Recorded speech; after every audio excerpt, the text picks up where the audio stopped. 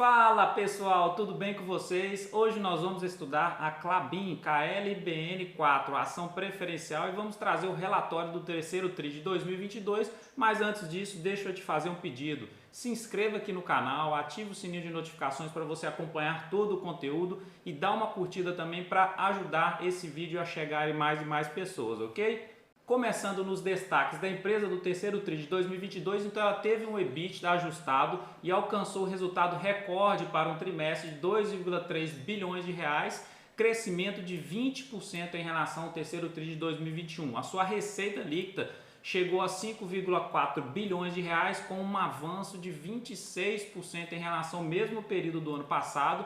A sua capacidade de geração de caixa também, que seria o EBITDA menos o capex de manutenção, totalizou 1,7 bilhão de reais por tonelada, um avanço de 4% em relação ao terceiro TRI de 2021. Já o seu ROIC, que seria o retorno sobre o capital investido, foi de 19,3%, um ótimo ROI, e versus o mesmo período do ano passado, que foi de 19,8%, teve uma pequena diminuição em relação ao retorno sobre o capital investido.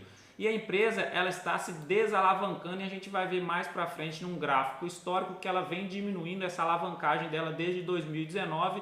Então, atualmente 2,6 seria o dívida líquida sobre EBITDA, seria quanto tempo a empresa conseguiria pagar a sua dívida utilizando apenas o caixa. Então seria em 2,6 anos, versus 3,1 do terceiro TRI de 2021. Os proventos acumulados dela nos últimos 12 meses de 1,6 bilhão de reais, 502 milhões só no terceiro TRI de 2022, e as obras do Puma 2 está com um avanço de 65%.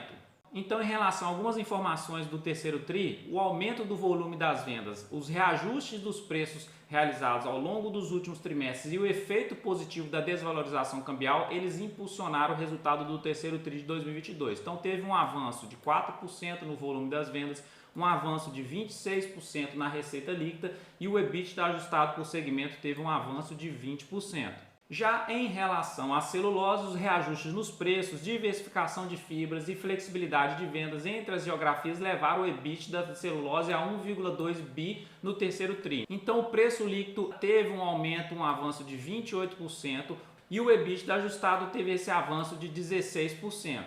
Esse é o gráfico que eu falei, pessoal, anteriormente, falando da desalavancagem da empresa nos últimos anos. Então imagina aqui, ó, 4,7 seria a dívida líquida sobre EBITDA ali, finalzinho de 2019, início de 2020, e ela veio diminuindo a sua alavancagem e atualmente está em 2,6, já está mais aceitável. 4,7 é bem salgado o endividamento, mas a empresa vem conseguindo se desalavancar e ainda avançando no seu projeto Puma 2. Quando a gente entra na parte dos proventos, até o atual momento, em 2022, foi 1,6 bilhão de reais distribuídos em proventos contra 779 milhões em 2021, e 2020 teve um prejuízo. A empresa então praticamente não distribuiu dividendos. Já 2019 e 2018 foi mais ou menos a mesma quantidade. A gente observa aqui o dividend yield, 2018 4,5%, 2019 5,2%, 2020 não distribuiu nada de dividend yield, 2021 2,7% e atualmente 6,6%. E a empresa tem uma política de proventos do alvo entre 15% a 25% do EBITDA ajustado. Ou seja, quanto mais a capacidade de geração de caixa da empresa crescer, maior será a distribuição dos proventos, e a gente vai ver logo ali na frente a evolução do caixa da empresa nos últimos 20 anos. Fala galera, beleza? Estou aqui para pedir de coração aí para me ajudar a cumprir uma meta, chegar a 5 mil inscritos até o fim do ano. Então conto com a sua compreensão, tá bom? Já vai ali embaixo então e se inscreva no canal. Valeu! Já o retorno sobre o capital investido da empresa, se pegarmos aqui 2010 a 2015, teve um ROIC médio de 9%, já de 2016 a 2022 até o atual momento teve um ROIC de 14%. Então a rentabilidade da empresa vem aumentando, pessoal, nos últimos 12 anos. Agora vamos falar um pouquinho sobre o projeto Puma 2. Já entrou em operação a primeira máquina do projeto Puma, então ela já está em funcionamento, e a segunda máquina ela está em construção com um avanço de 65% previsto para entrar em operação no segundo TRI de 2023. Isso aqui é a imagem do projeto em andamento, tá bom? E os investimentos realizados até o atual momento foram 10 bilhões de reais e o total estimado para investimento nesse projeto Puma seria de 12,9 bilhões de reais. A máquina do projeto Puma 2, pessoal, essa MP28 é uma máquina que vai imprimir papel cartão, esse tipo de papel aqui, ó, de embalagem de cervejas, caixinha de leite, etc. Então o volume contratado em finalização do contrato já está em 60% e quando entrar em produção, em operação, essa máquina já terá aproximadamente uma previsão, né, de 70%.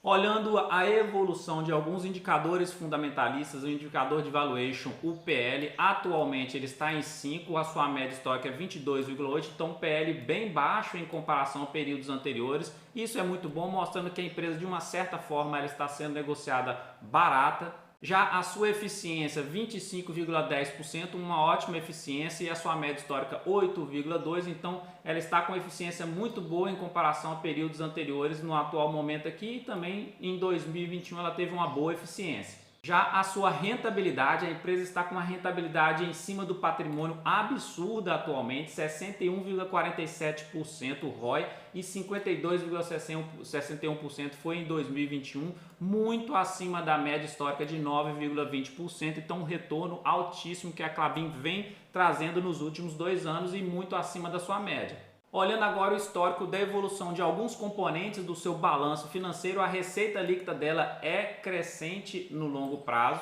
O seu lucro líquido é um lucro líquido que você tem que aprender a estudar um pouco, que a gente percebe que são momentos, ciclos, tem momentos negativos, momentos positivos, momentos negativos, e atualmente o que importa aqui, se a gente olhar, está com um lucro líquido histórico em comparação a esse período que a gente está analisando aqui.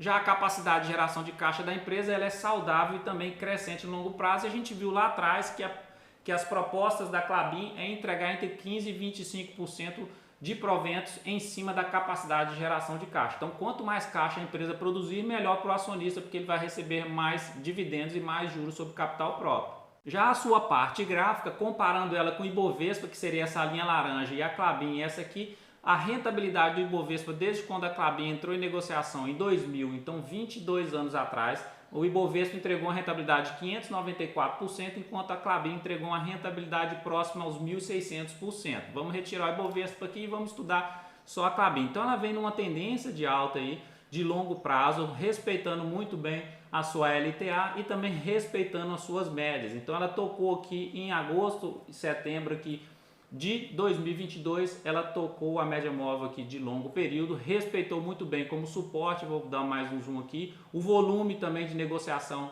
aumentou, isso é sinal aí que alguma coisa vai acontecer, então pode ser que ocorra a reversão da tendência. Outubro ela deu essa valorização expressiva aqui na casa dos 16% a 20%, está rompendo aqui, se ela fechar o mês por cima da média móvel curto, então essa média móvel também vai virar um suporte. Isso é muito bom para sinalizar a reversão de tendência.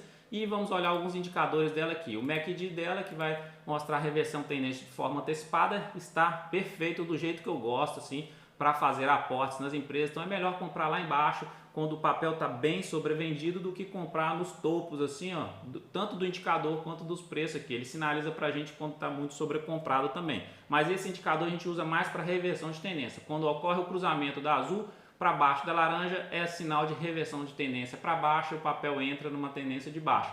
Quando ocorre o cruzamento da azul para cima da laranja, sinaliza a reversão para alta. Então o papel está num ponto bem interessante. Não é recomendação nem de compra nem de venda, tá? São os estudos que eu faço aqui. Vamos olhar agora a força interna do papel. Se a força compradora estiver mais forte que a vendedora, então aí é mais um sinal positivo também de reversão. E ocorre isso também, ó. Acabou de passar a força compradora ficar mais forte do que a força vendedora. Então pode ser que o papel esteja revertendo a tendência e entrando numa nova tendência de alta aí. Então temos que fortalecer esses estudos da análise gráfica. Vamos olhar aqui a parte da gráfico semanal, que é mais de médio prazo.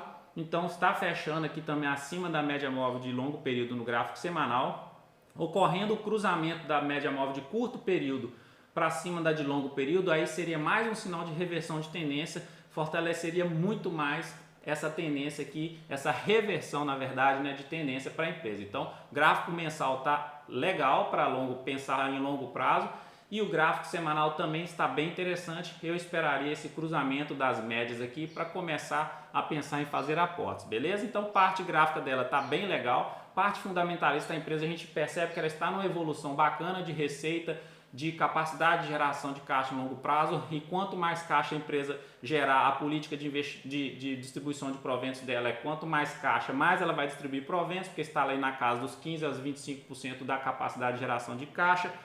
A empresa vem reportando lucros históricos nos últimos anos, está com um PL bem baixo, bem considerável no atual momento, indicando que de certa forma, vamos colocar entre aspas, a empresa está sendo negociada barata. Então é uma empresa sim que vale a pena você aprofundar os estudos, pegar os relatórios dela, principalmente do último ano aí, e dar uma aprofundada nela, ver como está o avanço do projeto Puma, quais são as expectativas da empresa para o longo prazo, e aí sim tomar as suas próprias decisões, ok? Então pessoal, esse é o vídeo de hoje, espero que tenha gostado. Se gostou, deixa aquela curtida aqui e também não se esqueça de se inscrever no canal, beleza? Um grande abraço e até o próximo.